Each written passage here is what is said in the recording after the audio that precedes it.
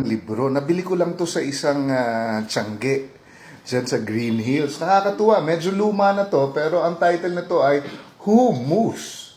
Ang kakaiba dito sa libro na to, pwede siyang maging puppet. Ayan. Bumati ka. Hello. Hi. Ito ay isang baka. Oo, ako ay isang baka. Baka. Diba? Nakakatuwang pwedeng gamitin sa storytelling. At saka meron pa, uy, ito naman. Sino naman to? Aba, isa naman siyang aso. Anong pangalan mo? Ako po, si Doggy. Doggy. Wish, wish.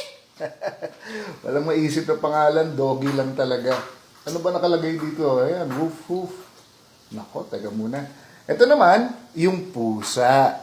Bumati ka. Meow. Meow. Ang galing ha. Kaya mo ba yung tunog ng fish? Opo. Fish? Opo. O sige nga, fish. Meow. Sabi ko fish eh. Fish nga yun. Anong klase? Catfish. At yung huli naman ay isang daga. Bumati ka. Hello. Teka muna, ang liit-liit mo, ganyan ang boses mo. Bakit? Yan ang gusto kong boses eh. Ako'y mabait na daga. Ayan, ako, nakakatuwang libro. Maraming paggagamitan. Kung gusto niyo, pahanap kayo sa mga magulang niyo, ha. Nabili ko to sa Tiangge, sa Green Hills. Okay, murang-mura lang to. Parang nasa 50 pesos lang yata. Hummus. Maraming version na to. Bili kayo, ha.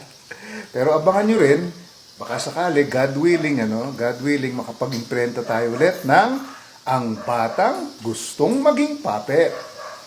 Abangan nyo, ha. Bye!